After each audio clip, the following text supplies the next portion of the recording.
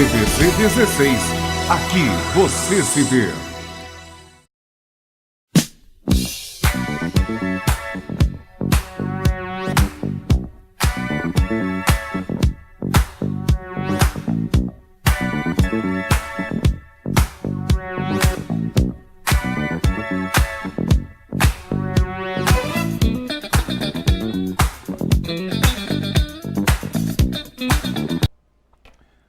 Eu vou iniciar agora a minha entrevista, que eu tenho certeza que a senhora e o senhor vão gostar muito, porque vai ser uma entrevista leve, diferente dos assuntos políticos que nós tratamos todas as semanas aqui.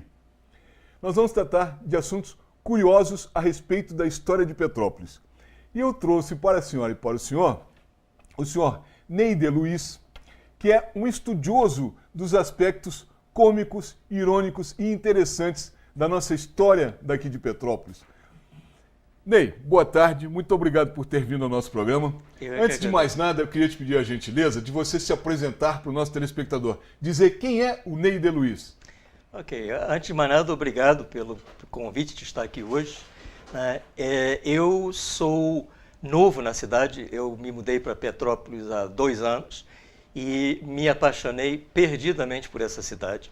E antes disso, eu morei no Rio de Janeiro e morei nos Estados Unidos, morei 8 anos nos Estados Unidos.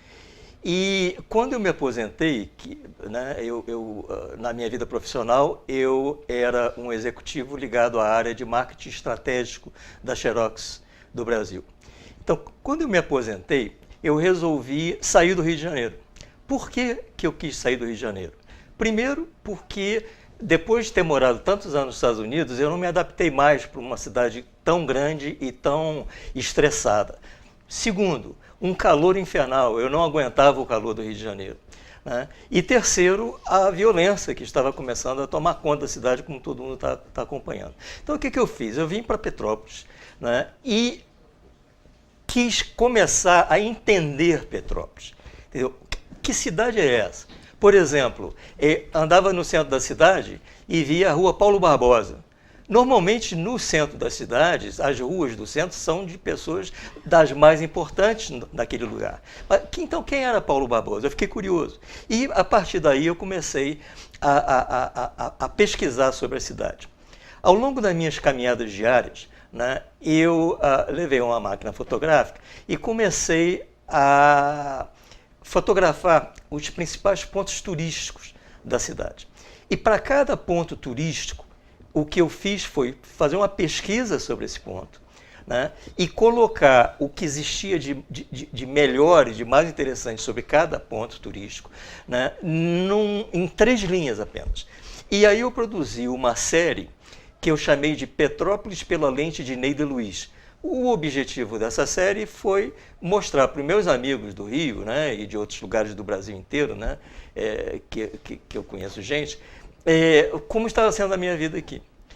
Então, o que acontece é que essa série, né, realmente gerou um interesse muito grande pelas curiosidades que ela apresenta. Desde muito cedo, desde que eu me entendo por gente, eu sou muito interessado pelo conhecimento. Tá? Eu sempre pesquisei sobre tudo para tentar entender o mundo como ele realmente é. Para tentar entender como é a origem das coisas. Tudo tem um início, tudo tem uma origem. E muitas vezes essa origem é interessante. Nesse espectro de pesquisas, eu durante um tempo, eu fazia pesquisas etimológicas. Então, para dar um exemplo apenas, né, do que eu tenho dessa fase de pesquisas etimológicas, né, a palavra entusiasmo. Entusiasmo vem do grego enteusiasmos, onde literalmente significa com Deus dentro de si. Por quê? Porque na antiguidade eram tantos deuses, os gregos louvavam os seus deuses através do esporte, através das competições, através da dança, através de alguma coisa que é vibrante, com muito entusiasmo. Quanto mais entusiasmo, mais louvor eles estavam dando. Aí, na década de 1980, você deve lembrar bem disso, surgiu um livro chamado Eram os Deuses Astronautas, de um dinamarquês chamado Erik van Daniken. E o Erik van Daniken,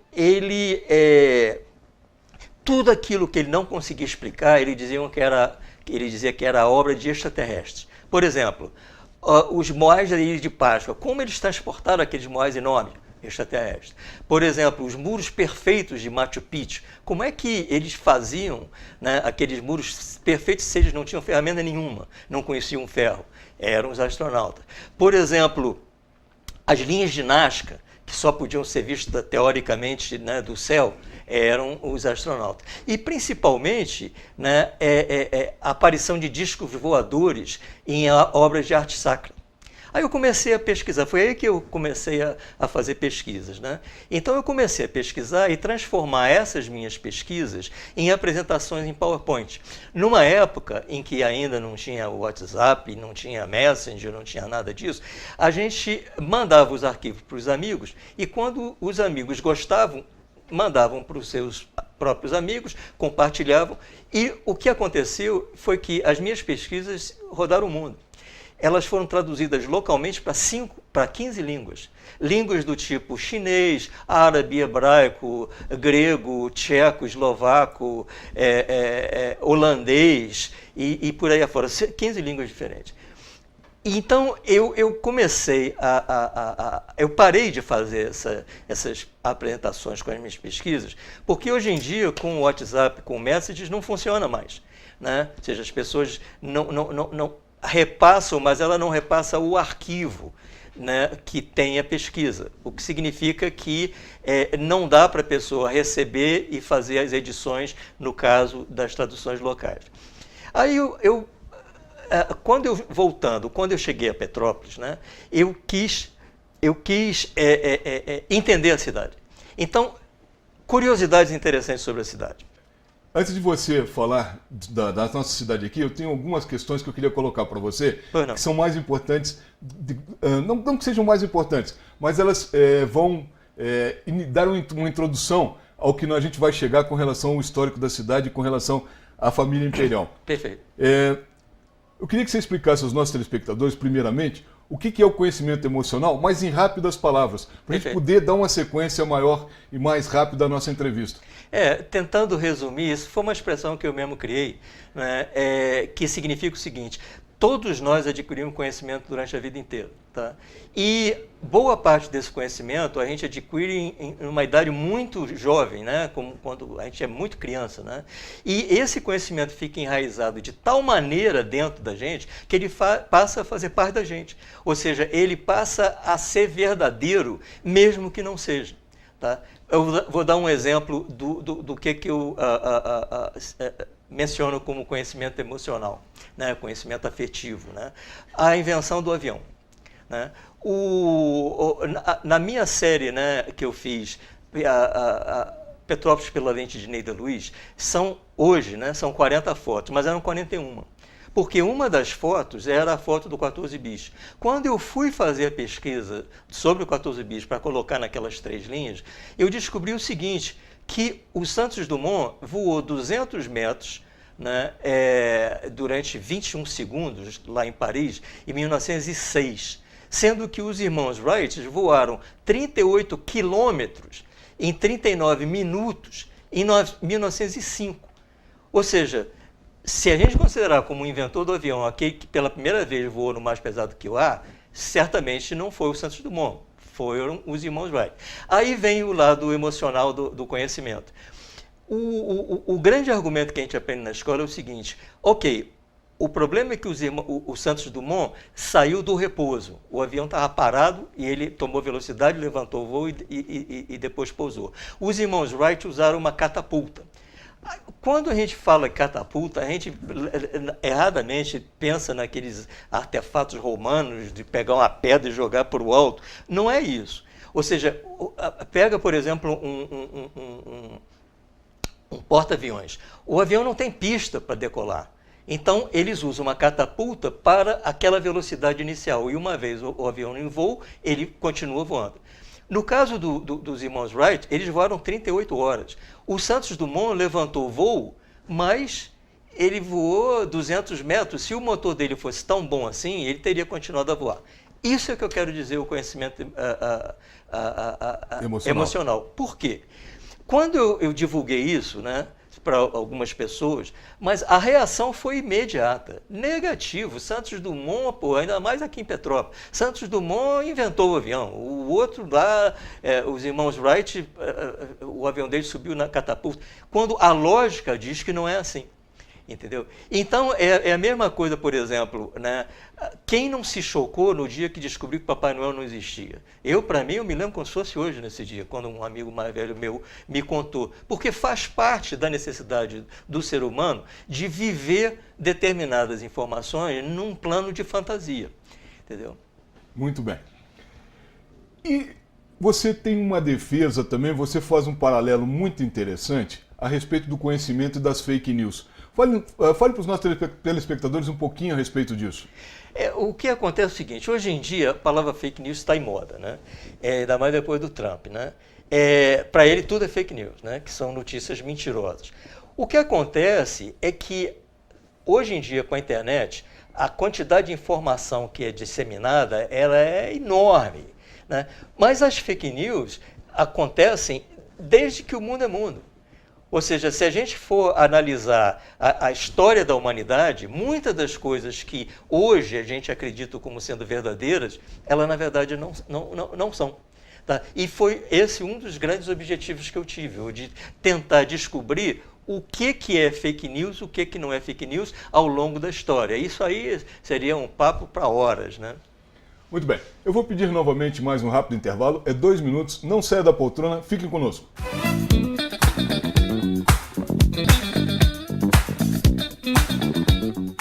Muito bem, voltamos e vamos, conforme prometido, falar dos aspectos históricos, cômicos e inusitados de Petrópolis e da família imperial.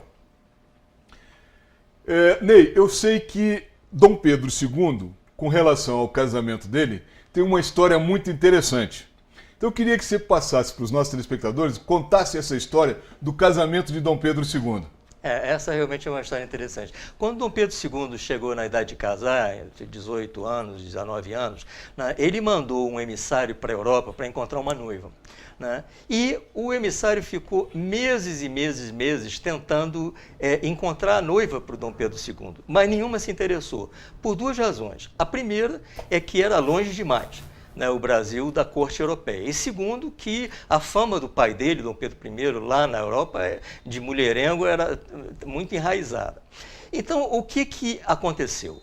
O emissário de Dom Pedro II conseguiu encontrar uma princesa na Sicília, na Itália. Né? Mas a menina, coitada, né? Ela era feia, ela era gorda, ela era baixinha, ela mancava de uma perna e ela era 3 anos mais velha do que o Dom Pedro II. E o emissário ficou pensando, o que eu vou fazer? O que eles fizeram foi o seguinte, ele pegou um quadro de uma mulher, de uma menina jovem, lindíssima, e mandou para o Pedro II dizer, essa é a esposa que nós achamos. O Pedro II se apaixonou por ela de imediato, né? E casou por procuração. Então, quando a princesa, a imperatriz Teresa, né, chegou no Brasil, já casada, e Pedro II a viu pela primeira vez no navio, ele caiu num pranto convulsivo, sentou na poltrona do navio e dizendo, fui enganado, coitado. Agora, tem o lado positivo da história. Ele viveu a vida inteira, 40 e tantos anos casados com a imperatriz, era uma mulher maravilhosa, ela era tão simpática que o povo adorava ela a ponto dela ser chamada de a mãe de todos os brasileiros. Uma bela demonstração de que beleza não põe mesa. No início da nossa entrevista, você falou que passou pela Paulo Barbosa e sentiu curiosidade de saber quem é Paulo Barbosa. Eu sei que Paulo Barbosa foi mordomo de Dom Pedro. Agora, eu queria que você desse um pouco mais de argumentos a essa história. O que você pode me falar para os nossos telespectadores a respeito do Paulo Barbosa? Quando a gente fala que o Paulo Barbosa era o mordomo de Dom Pedro II, a gente imagina o Paulo Barbosa de smoke com uma bandeja servindo cafezinho para ele, mas não era isso. Mordomo, naquele tempo, era o equivalente a chefe de gabinete. Então, o Paulo Barbosa era um homem extremamente, né, educado, ele é uma pessoa muito importante na corte, e junto com o major Keller, desenvolveu o plano diretor da cidade de Petrópolis. entendeu? Ou seja, ele é coautor do plano diretor. E aí vem uma curiosidade interessante também, né, que nem todos os petropolitanos sabem. O Major Keller era militar e ele gostava de fazer concursos, né, de provas de tiro ao alvo no sítio dele lá no Valparaíso. Um dia ele convidou os amigos para uma sessão de tiro ao alvo e um dos amigos não sabia atirar. Então ele deu o seu tiro, foi lá ver o alvo. Quando ele voltou, a água do amigo, né, disparou acidentalmente e matou o Júlio Keller. Tá? Ele não tinha 42, 43 anos. Ou seja, no ano seguinte do plano diretor, ou seja, Petrópolis foi montada, né, basicamente estruturada em 1846 e o Major Keller morreu em 1947. Interessante isso. Mas tem uma outra curiosidade também, que tenho certeza que muita gente já se fez essa pergunta. Por que que Dom Pedro tinha o título de imperador e não tinha o título de rei? Isso é uma curiosidade interessante. Você sabia responder aos nossos telespectadores o porquê disso? Com certeza. Essa é uma pesquisa que eu fiz que me dá um orgulho enorme, né? Porque eu tinha essa dúvida. O Brasil não era um império. O que é um império? O império, né, ou seja, o imperador, ele reina sobre povos diferentes, como o Império Romano, o Império Persa, né, e outros impérios, o Império Inglês, né, o Império Britânico. Né. O Brasil nunca foi um império, tá? Embora fosse um país grande, mas não era um império. Aí, quando o Dom Pedro proclamou a independência, né, o José Bonifácio chegou para ele e disse o seguinte: Dom Pedro, quer um conselho? Assume o título de imperador e não rei. Por quê? Porque no Brasil colônia, a festa do Divino Espírito Santo era extremamente conhecida, famosa, né? E na festa do Divino Espírito Santo, existe a figura do menino imperador, que durante um dia ele é o imperador, se veste como imperador e sai em procissão pela cidade, né? Seja carregando uma bandeira com uma pomba branca, né? Que é representando o Espírito Santo, a coroa e o cetro. Tá? Então, quando o Dom Pedro adotou o título de imperador, o José Bonifácio tinha a ideia de que ele seria melhor aceito pelo povo. Como é que eu descobri isso? Eu tenho um primo que é muito católico e ele mora no interior do estado do Rio de Janeiro. E ele me pediu para fazer uma apresentação em PowerPoint sobre a festa do Divino da cidade dele. Quando eu aprendi sobre essa história da festa do Divino, eu falei, peraí, talvez Dom Pedro I tenha sido imperador por causa disso. Mas eu precisava de uma confirmação. Aí saí pesquisando. E encontrei, numa página do Dicionário do Folclore Brasileiro, do maior folclorista que nós temos, que é o Câmara Cascudo, né, que ele cita exatamente isso, num dos verbetes relacionado à festa do Divino. Interessante. Eu vou pedir novamente mais um breve intervalo. Fique na poltrona, não saia daí, é 2 minutos. Já voltamos.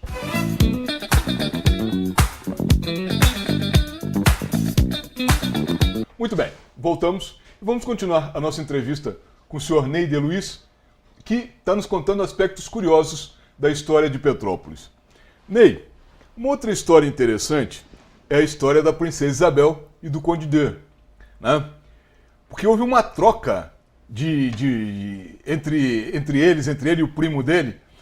Nos conte um pouquinho dessa história. Pois é, quando a princesa Isabel chegou na idade de casar com a irmã dela, a princesa Leopoldina, o Dom Pedro II, né, mandou um emissário para a Europa para encontrar maridos para elas.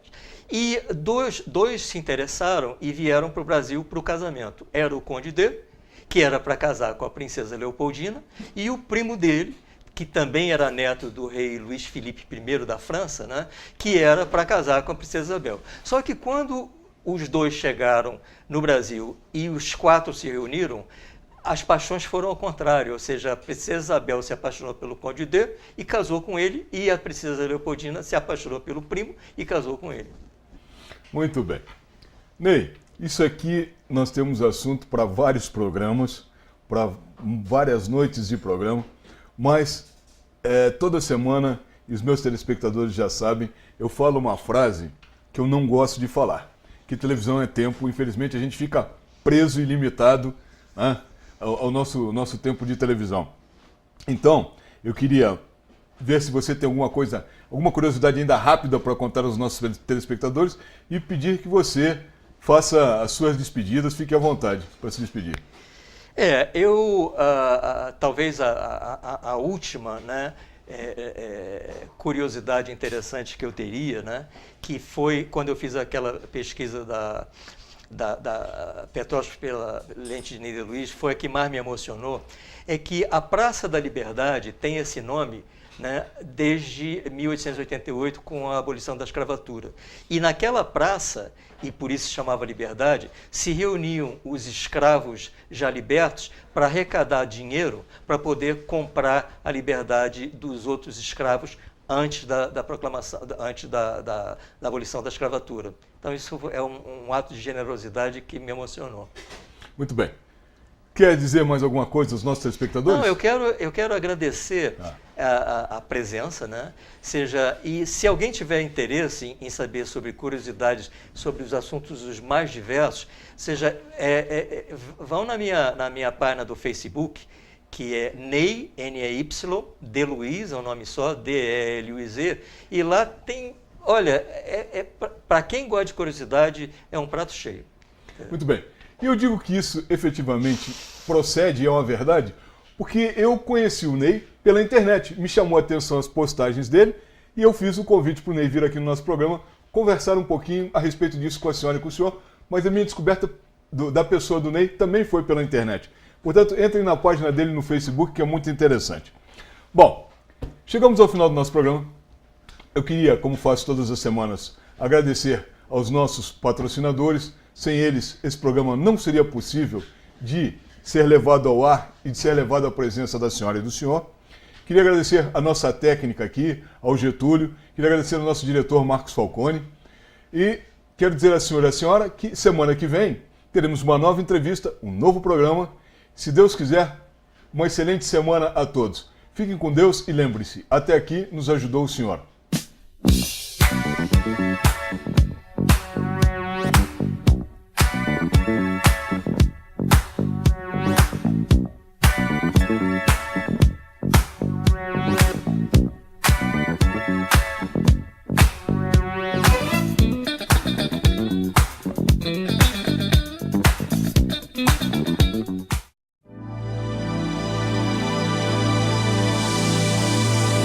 CBC 16. Aqui você se vê.